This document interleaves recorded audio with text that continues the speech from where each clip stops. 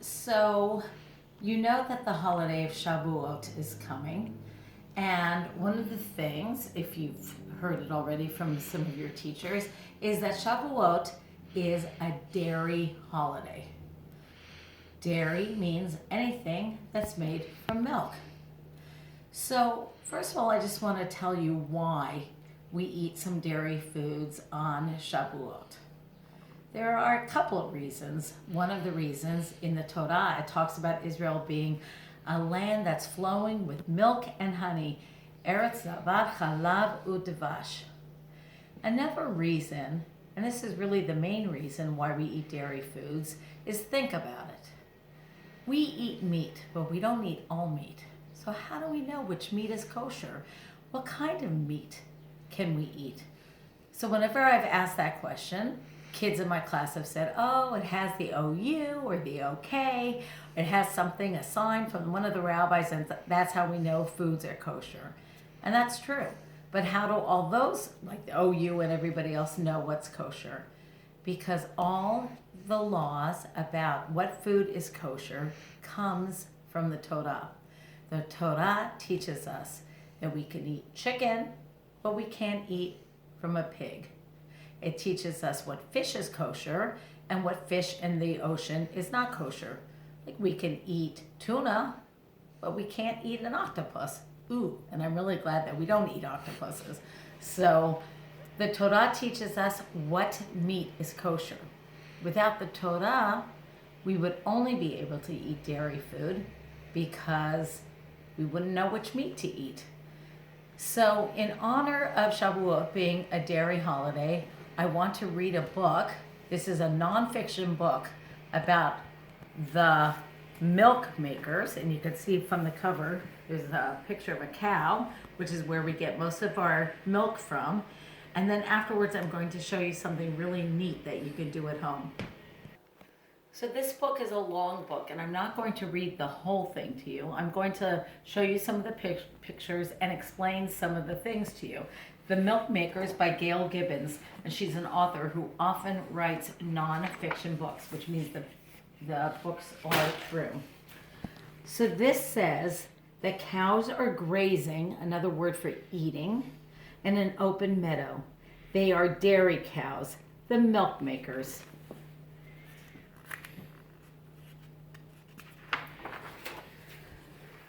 This is a picture of different types of cows that give us milk.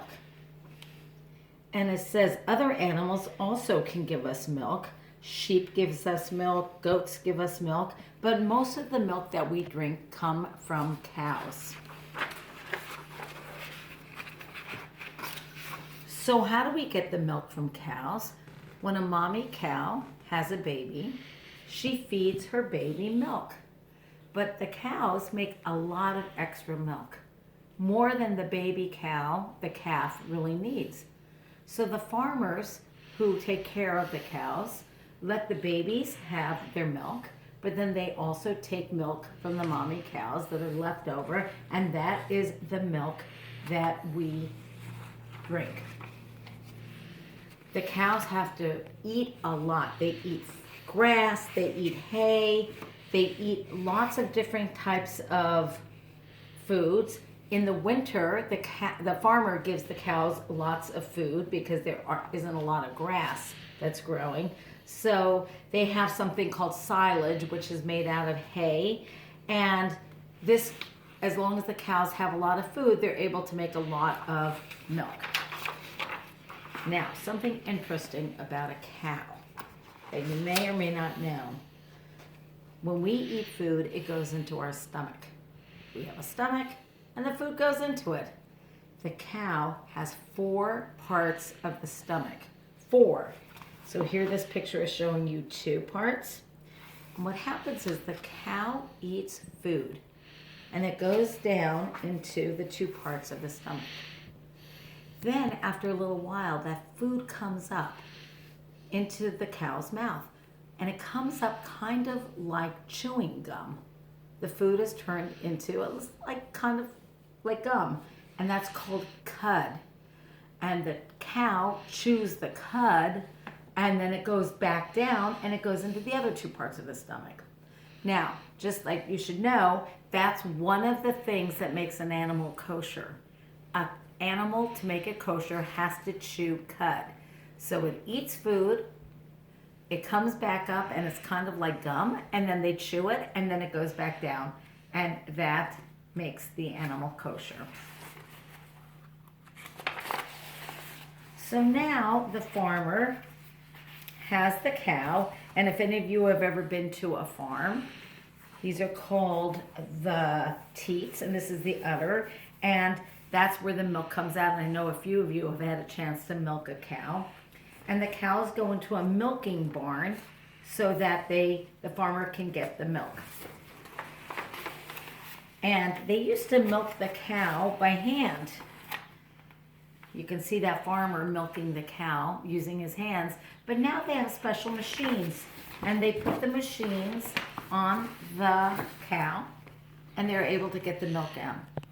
And also, as a side note, I just want to tell you that you have to milk a cow, because otherwise, if they have too much milk, it really hurts the cow.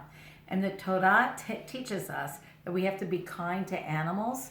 So just to let you know that farmers, Jewish farmers who don't work on Shabbat, they don't do anything else, they always milk their cows, because they don't want the cow to have any pain, and they want the cow to feel good. So it's a mitzvah to take care of animals even on Shabbat. So you milk the cows. Now, after they get the milk, the farmer puts it into a big tank. It's really cool. And then people come and check and make sure that the milk is healthy. So what they have to do is they actually boil the milk really fast, make it really hot. So if there are any germs in the milk, the germs die. Then a truck comes and they load the milk into a truck, and they drive the truck to a place called a dairy, just like the word dairy food. And the people in the dairy are going to use the milk and make different things out of it. So again, they look at the milk, they put it through machines to make sure it's nice and clean and healthy. And that's what they're doing over here. And then they put it in other machines to kind of shake up the milk and to make sure that it's like all mixed up and it's good for drinking. Then they put the milk into milk cartons, also using a machine.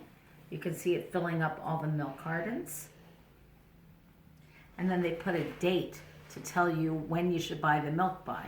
Because after a while, milk goes bad. You can't use it anymore. So it puts a date. You can go look in your refrigerator and you can look at the milk and you'll see a date stamped on it, and it'll tell you when you should buy your milk by.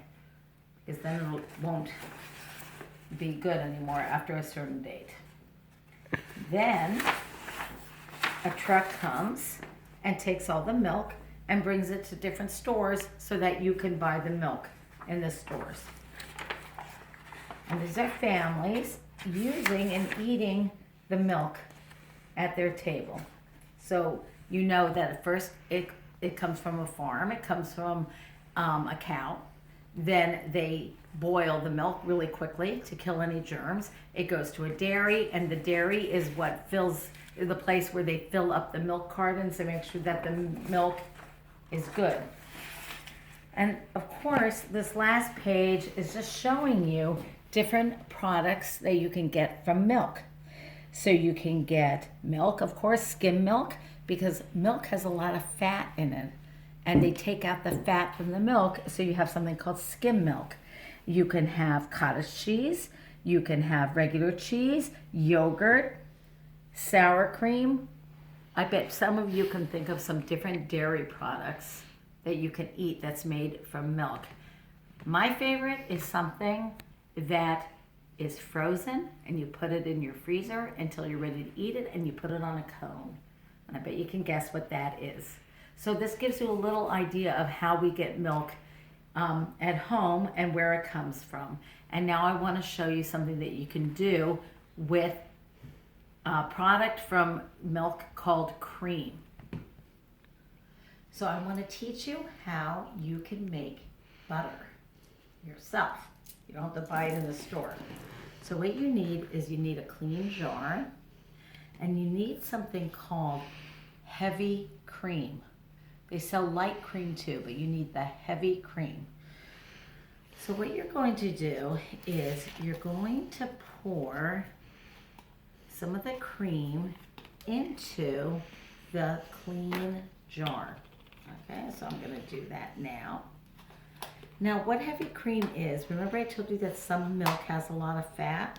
So this is the fat from the milk. You can see how thick it is, okay? But it's a liquid. That means something that you can drink. So you've poured the heavy cream in, and to make it go a little faster, I'm using mancala pieces like that. You can use marbles, you can use something like that, and I wash them off. And I'm going to put them carefully in the jar, just like that. Try not to splatter it on yourself like I just did. Make sure the jar is tightly closed because you don't want anything to spill. And now you're going to start shaking. You can sing while you're shaking. Shake, shake, shake. Shake, shake, shake. Shake that cream. Shake that cream. Okay, keep shaking. Shake, shake, shake. Shake, shake, shake. Shake that cream. You can sing any song you want, okay? So then we're gonna check with you in a few minutes. After everybody in my family's been shaking it, I just wanna show you now the consistency. It has gone from a liquid to now it's whipped cream, okay? So now it's whipped cream. It's becoming more of a solid. And then we're gonna shake it some more, and then we're gonna show you the end result. So, after a lot of shaking, something really interesting happened. I'm opening up my jar and take a good look inside. Do you see that there's liquid and there's also solid in there? The solid is butter and the liquid is buttermilk. So what you would do is, mom or dad can help you, you pour out the liquid. And then what you have left inside is butter, fresh butter. Tastes delicious. You can spread it on bread. You can spread it on crackers. It is so good. I love this fresh butter. And you can drink this, what's left over, and this is the buttermilk. So you can taste that as well. So now you have butter and you have buttermilk. Of course, take out the mancala pieces or take out the marbles. And the last story I want to tell you is a true story. So when I was a little girl, my mom decided she wanted to make fresh whipped cream. So she bought the heavy cream and she had a dairy mixer that she used only for milk things. And she put the heavy cream in and she put the mixer on so that the mixer would mix and make whipped cream. She got a phone call. She walked out of the room. She forgot all about the mixer. It was going around and around and around. When she came back, she didn't have whipped cream. She had butter. She had butter and she had the buttermilk. So we all ate butter that night, and then she had to make whipped cream another time. So if you keep shaking the cream, you get whipped cream first, and then you get butter. And scientifically, what I want to say is the cream was a liquid. It became almost a solid when you were making it into whipped cream. And when you kept shaking it, you ended up with a liquid and a solid, the butter. Chem'ah in Hebrew, butter, delicious. Enjoy your dairy holiday. Enjoy Shavuot. Chag Sameach.